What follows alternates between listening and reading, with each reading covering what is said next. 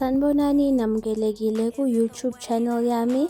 I hope nizo-enjoya konke engikuphostayo lana. Please like, comment and subscribe. Thanks.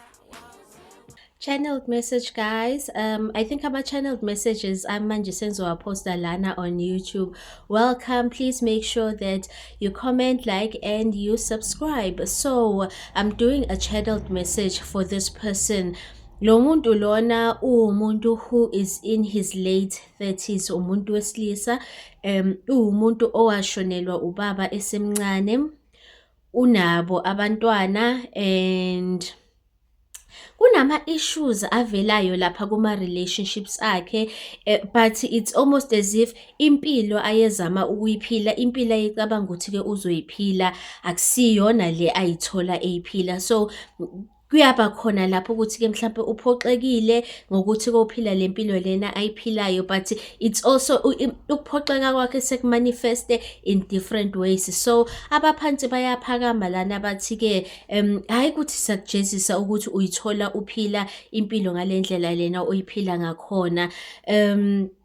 Ziningi izinto kahle kahle ekufanele uyifunde ukuze uzoba yilomuntu lona ekufanele ube wuye. Besingazami ukuthi sikuphule, besizama ukuthi sikwakhe. Abaphansi baya-acknowledge ukuthi ke umhlabathi lona okhulele kuwo ubuwumhlabathi ongavundile, bekufana nokuthi ke umhlabathi obunoshevu. So ba-acknowledge nje just ama-childhood wounds onawo nendlela owakhula ngayo. The first thing nje kuwukuthi washonelwa ubaba usemncane, naye wahamba esemncane esesenesikhathi ekwakufanele ngabe uyasiphila, athole isikhathi nomndeni wakhe, akwazi ukuthi akhulise nezingane zakhe. Yak-affecta kakhulu ke lento lena yokuthi ulahlekelwe ubaba usesemncane, because ubaba ufanele abe i-compass, ufanele abe uye okuguidayo when it comes to ukuthi how can you be a healthy masculine, when it comes to i-structure, when it comes to i-discipline, when it comes to i-order, nanokuthi nje uziqoqa kanjani bese uzipresenta kanjani emphakathini, nanokuthi uzivikela kanjani wena uphinde ubavikele kanjani abantu obathandayo, abantu abasempilweni yakho.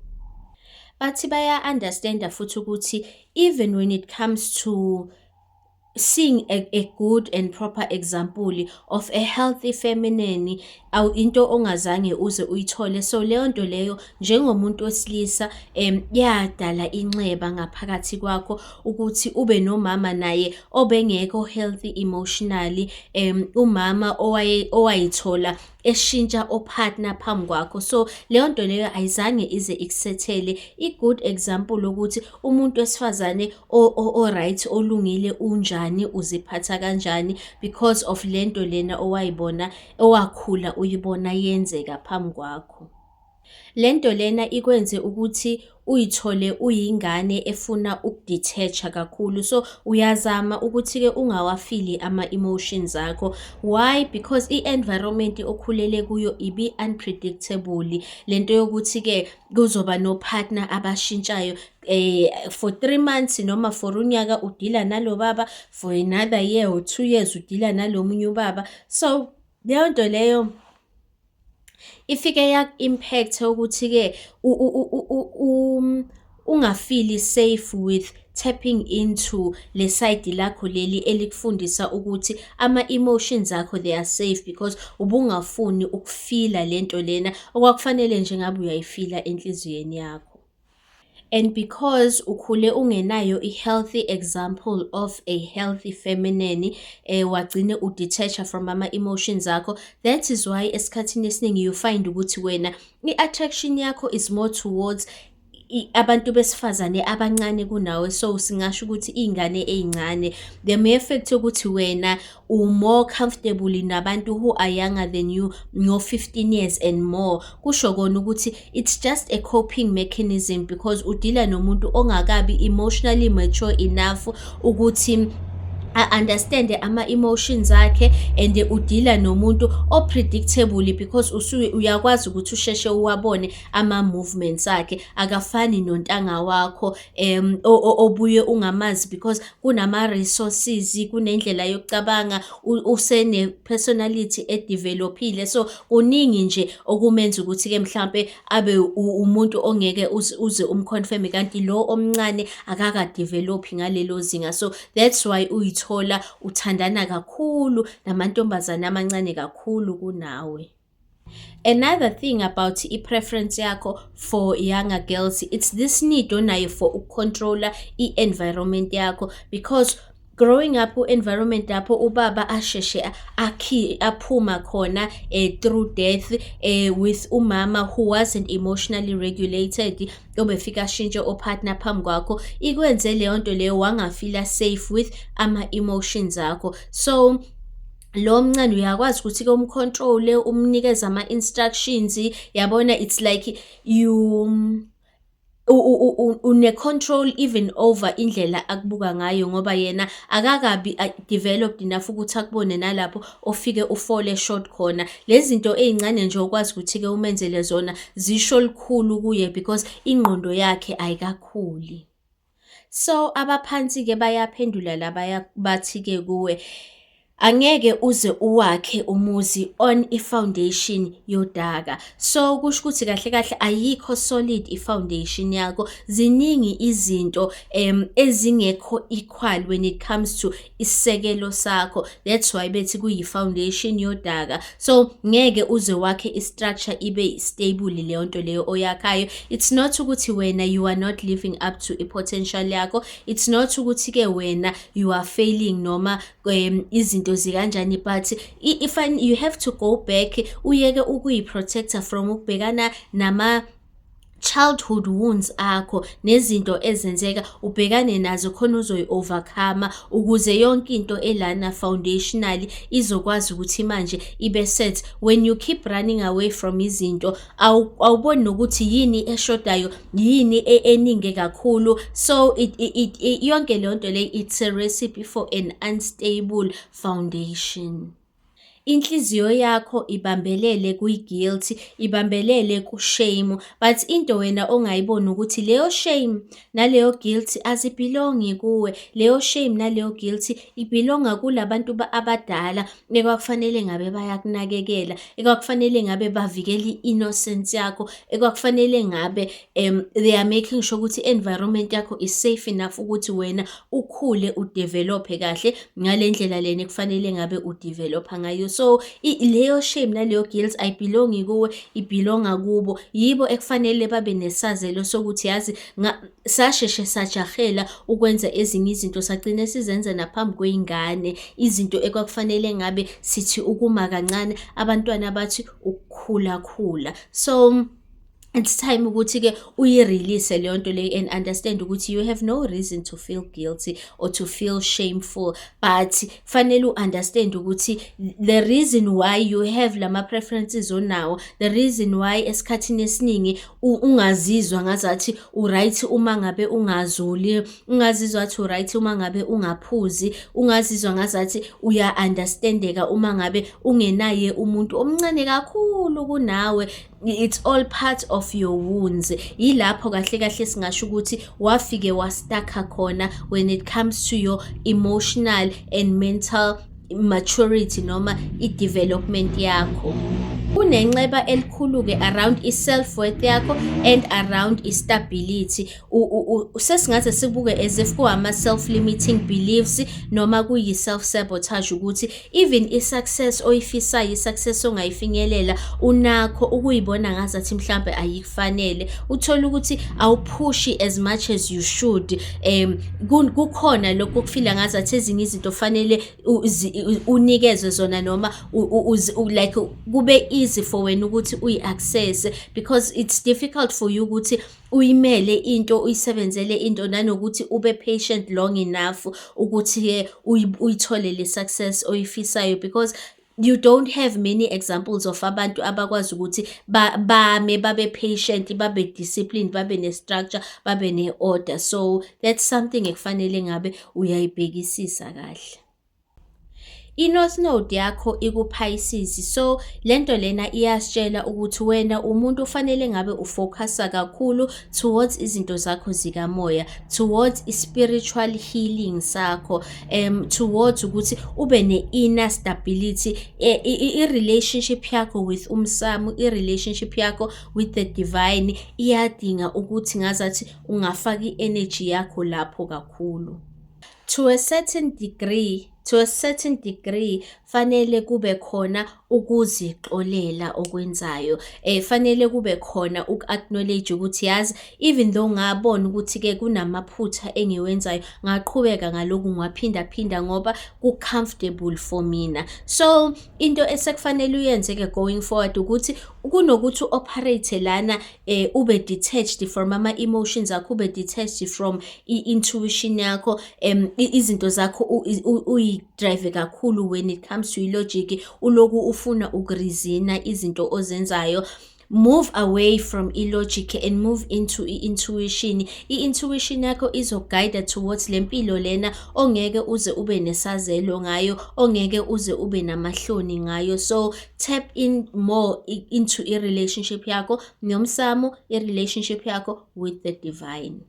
Into ekufanele uyi-understand ukuthi le attraction onayo to younger women noma to iy'ngane ey'ncane kakhulu nawe, it's something that is attached to a trauma response, to izinto ezenzeka whilst you were still in a phase of innocence, izinto ekwakungafanele ngabe zenzeka phambi kwakho. So you find yourself uba attracted to this sense of innocence, because wena yakho washesha ukulahlekelwa yiyo because of lezi zinto owaba exposed to zona usesemncane. But understand ukuthi yiyo-ke i-foundation leyo eyodaka ongeke uze kwazi ukuthi wakhele phezu kwayo, because uma ngabe unopartner udinga kuba nopartner ozokwazi ukuthi nibonisane naye, okhulile naye ngokomqondo njengawe. Akusizi ukuthi-ke umuntu uthi umuntu is mature for their age, but mangabe siyabheka ukuthi ukusebenzisa imali umature, cha akakaze aze ayihole imali, aze ayisebenze imali. So umature kanjani for their age?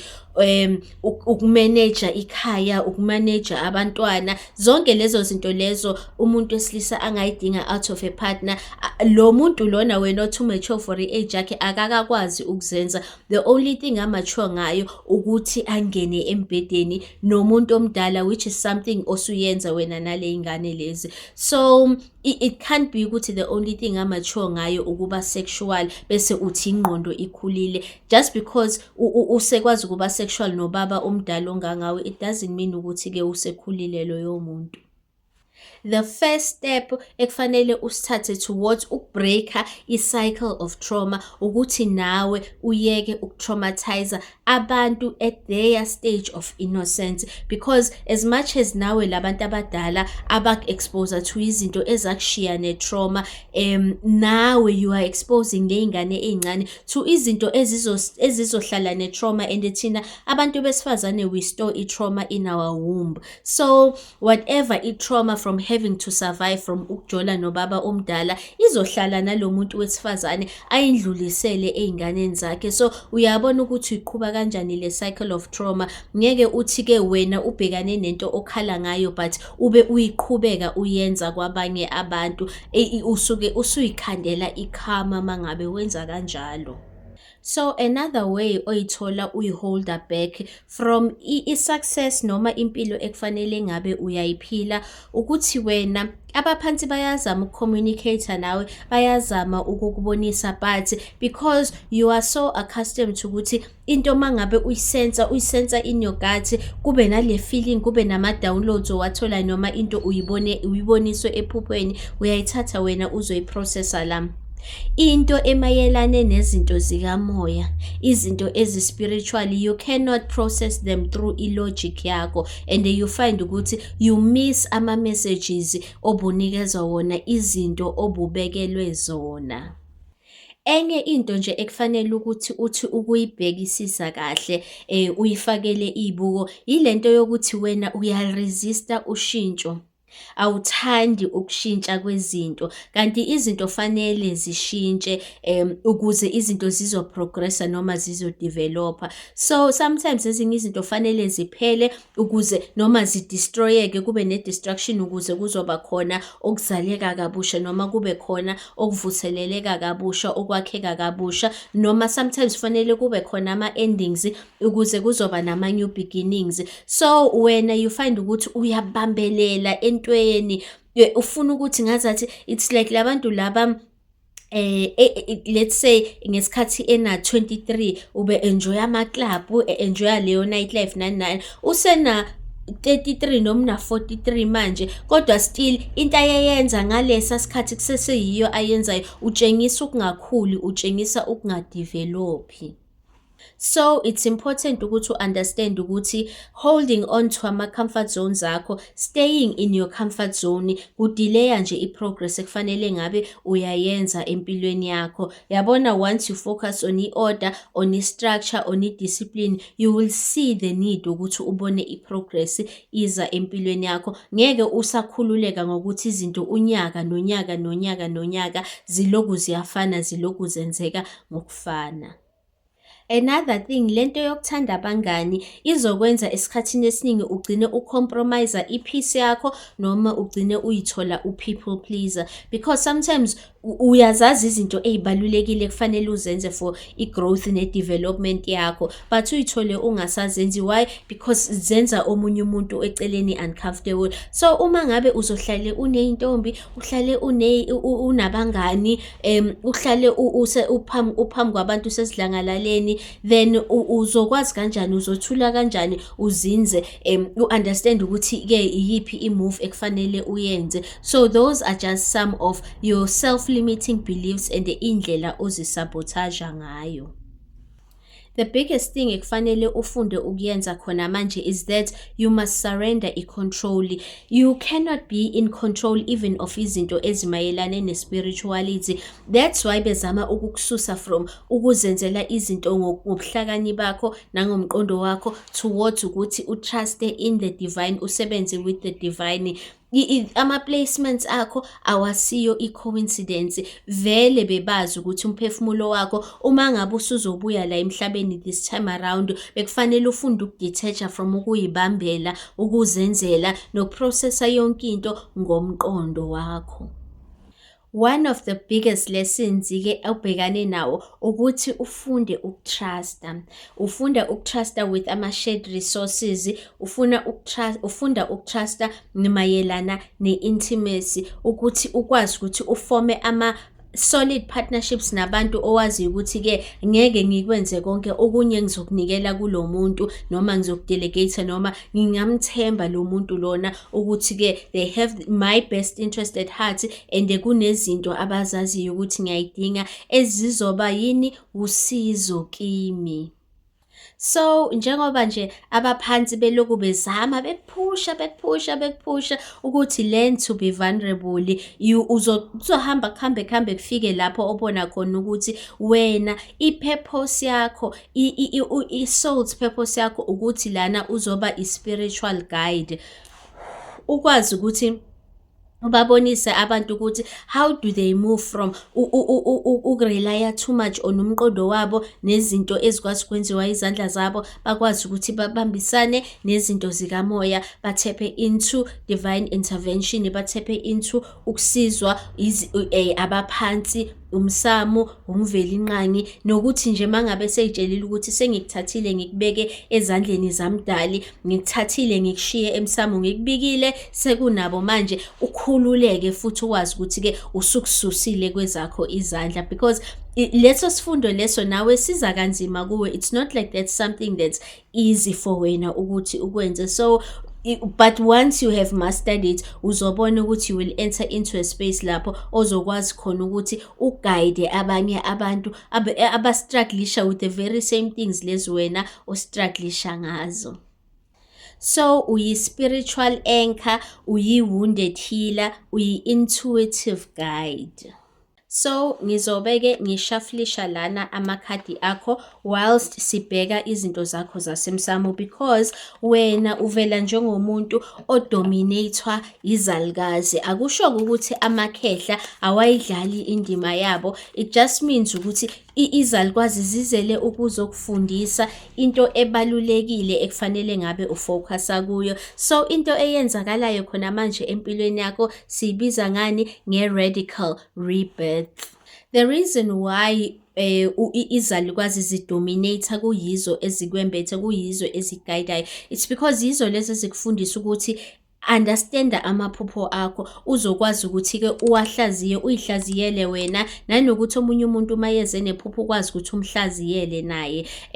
I-intuition yakho fanele ibe strong because wena uyi-intuitive guide, you lead from i-intuition yakho. So and umuntu o-tight kakhulu to ulwandle more than to umfula. So yiyo nje into ekufanele uyibheke. Also umuntu ozele ukuzokwelapha emsamo, iyikweletu eyibhekane nabantu besifazane. Yes, umuntu wesilisa wena, but kunama maternal wounds, kunama maternal karmic debts ozele ukuzowa healer, uzokhokha lezo yikweletu lezo. So that's why uzothola ukuthi izinto zakho eziningi zimayelane noku-understanda ama-emotions akho. Ake sibheke ukuthi uMbuya neHanda uthini kuwe, ngoba uye lona othi-ke radical rebirth. So uMbuya neHanda uthi, yes you can stop the struggle, you can choose at any moment to start over and be reborn. Like the sun, you rise again and again.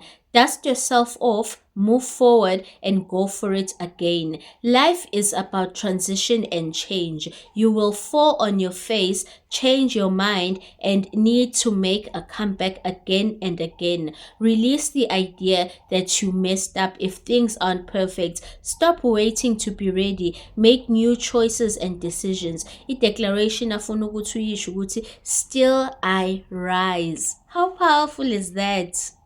So uMbuya neHanda is an air goddess. So udila ngani? Udila nobuhlakani, udila ne-intellect. So bese siyeza la ikhadi lakhe eliphumile u-Oshun. U-Oshun-ke is a water goddess. Uthi fearless love. Fearless love, asike sizwe ukuthi u-Oshun ukuguide uthini. Uthi dare to love. Begin with loving yourself. Allow yourself to be loved. You feel everything deeply. You are porous with wall around your heart. This is your paradox. You are love. You are worth loving. Your divine assignment is to remain open to fearless love. You deserve to be loved in your language. You are worthy of love that remembers your beauty at your ugliest moments. Don't allow your unhealed past to block your future. Real love is a sacred contract that says, I am vulnerable and committed. Your heart is safe with me. Let's expand our consciousness together. I give love. I receive love. I am love. Yiyo-ke i-declaration yakho leyo athi Oshun iyisho. Okay, aveleke u-Allah with ikhadi lakho lesithathu lithi grief. So what are you grieving? U-Allah uthi, give spirit your grief, bawl it out, wail it out, cry it out, sob, shriek, shed tears, surrender it. You are holding unprocessed grief. You want to skip over it and get back to normal. But grief doesn't go away just because you ignore it. The only way to heal is to walk through it. Losing a loved one is the ultimate heartbreak, but you also experience grief after breakups, job loss, and disappointments. Self-love and self-care are required. Ask for help and support. Be gentle with yourself. I-declaration afuna uyisho Allah ukuthi, I am supported by my loved ones, those who are seen and those who are unseen. So mangibuyela-ke ngibheka izinto zakho based on i-astrology and based on i-message yakho from abaphansi. Isalukazi sithi ngilokhu ngiyakujojoroza. Ngilokhu ngiyakujojoroza ngithi yekela ukulokhu ufuna ukurizina ngomqondo, yekela ukufuna uku-understand-a izinto engiyikhuluma kuwe ngomqondo. Suka lana iza lana, because inxeba lakho lila ku-sacral, lilana when it comes to the feminine. That's why ngifuna ukuthi ufile yonke into, umlayezo wami uwuzwe ngaphakathi kwakho, udile nama-emotions akho. Uboba umuntu oyijweyezayo ukuya olwandle. Uma ngabe ulwandle akwazi ukulifinyelela, iya emanzini. Nginawe, ngizama ukuxhumana nawe, ngizama ukukusiza. So understand-a ukuthi-ke until uxhumane nesalukwazi, izinto zakho zey'mali ngeke zize zilunge. Ake sibheke ukuthi i-influence yamakhehla ithini-ke phezu kwempilo yakho before singene kulamakhadi lawa ama-angel cards.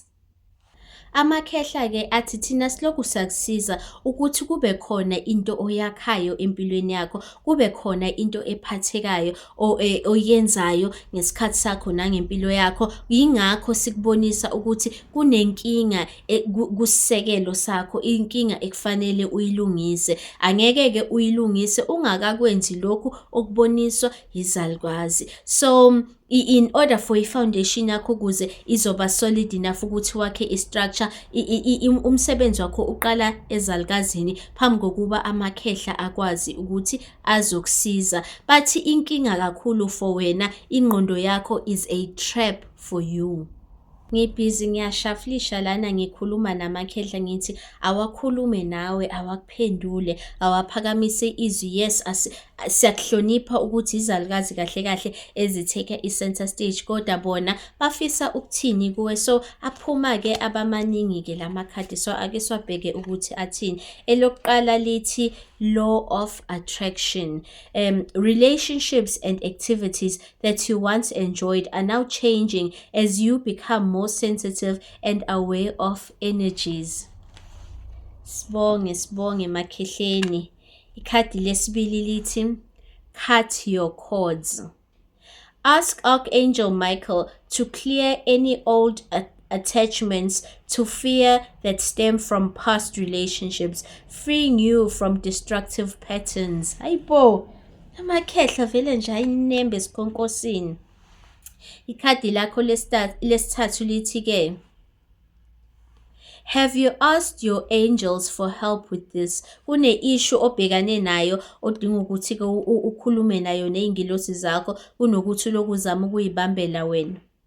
Your angels want to help you with this situation. However, they require your permission before they can intervene in your free will choices. Yabona ukuthi-ke siyadinga ukuthi sibameme ukuthi mabeze bazosisiza, hayi ukuthi bayayicabangela nje. Ngesinye isikhathi mabebona ukuthi sesiyifake enkingeni kakhulu, yes, bake bangene bafike basibloke basivimbe, but esikhathini esiningi masidinga usizo, mase sibonile ukuthi-ke kunenkinga, fanele sibameme ukuthi abazothatha indawo yabo bezosiza lapho esidinga usizo khona. So khadi lakho lesi-4 lithi ascended masters, powerful, loving, and wise spiritual teachers are watching over and guiding you. So that's beautiful. Kusho kona ukuthi awuwedwa, abakushiyile ehlane, bahamba nawe ngaso sonke isikhathi, ukuthi fanele uyifunde lezifundo ezikumele obhekane nazo. So ikhadi lakho lesi-5 lithi shield yourself.